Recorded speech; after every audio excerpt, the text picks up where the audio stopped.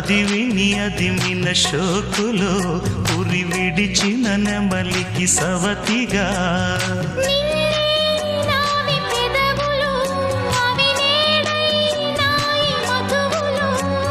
రెండు నాయి తనువులు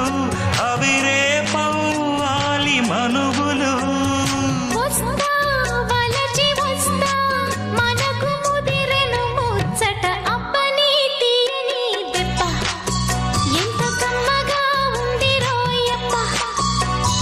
అమ్మ నీనున్న నీ బుగ్గ